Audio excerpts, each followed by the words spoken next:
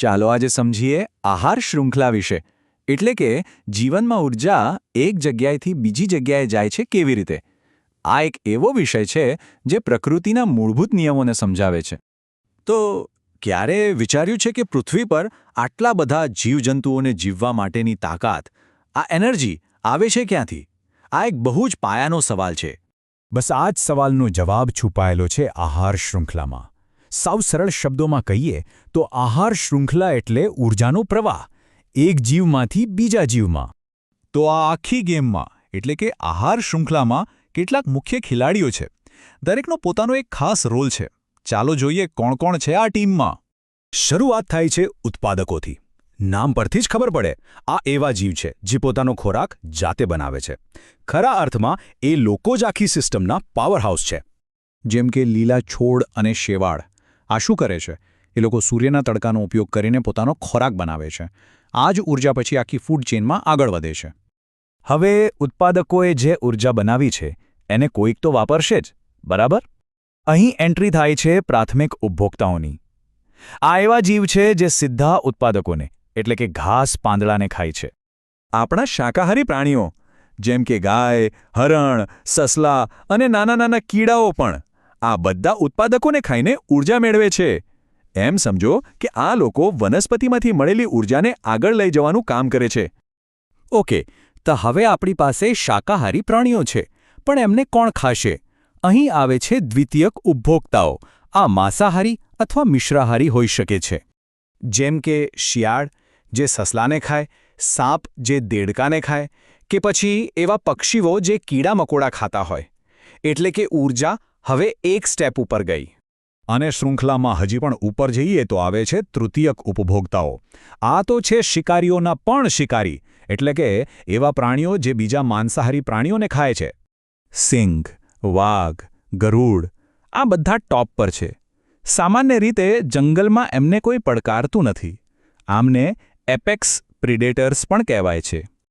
ચાલો આ બધા ખેલાડીઓને એકસાથે એક ઉદાહરણમાં જોઈએ તેટલી આખી વાત એકદમ સાફ થઈ જશે કે આ ઊર્જાનો પ્રવાહ ખરેખર ચાલે છે કેવી રીતે માની લો શરૂઆત થાય છે ઘાસથી ઘાસ એ આપણો ઉત્પાદક છે જે સૂરજમાંથી એનર્જી બનાવે છે હવે એ ઘાસને ખાવા માટે આવે છે એક તીડ તો તીડ બન્યો આપણો પ્રાથમિક ઉપભોક્તા પણ તીડની મજા લાંબી નથી ચાલતી કારણ કે ત્યાં એક દેડકો આવી જાય છે અને એ તીડને ખાઈ જાય છે તો દેડકો થયો દ્વિતીયક ઉપભોક્તા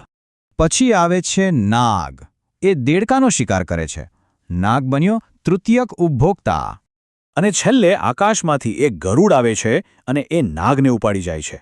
આ શૃંખલામાં ગરુડ સૌથી ઉપર છે જોયું કેવી રીતે ઊર્જા ઘાસમાંથી તીડ તીડમાંથી દેડકા અને એમ કરતાં કરતાં ગરુડ સુધી પહોંચી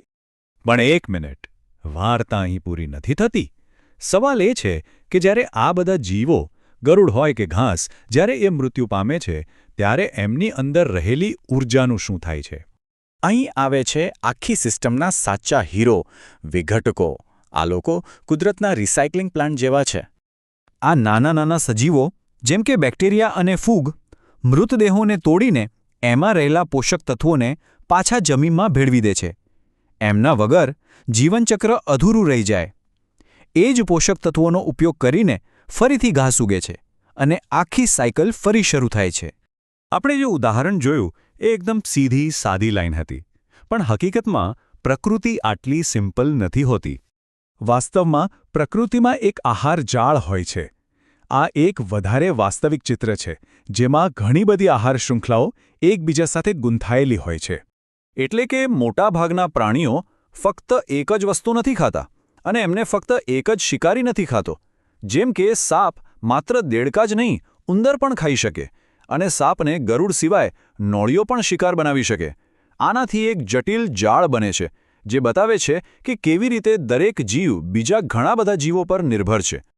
તો હવે એક છેલ્લો પણ બહુ મહત્વનો વિચાર જો આટલી જટિલ જાળમાંથી કોઈ એક નાની કડી પણ તૂટી જાય માની લો કે દેડકાઓ ગાયબ થઈ જાય તો આખી ઇકોસિસ્ટમ પર એની શું અસર થશે આ સવાલ આપણને એ સમજવા મજબૂર કરે છે કે પ્રકૃતિનું સંતુલન કેટલું નાજુક અને કેટલું મહત્વનું છે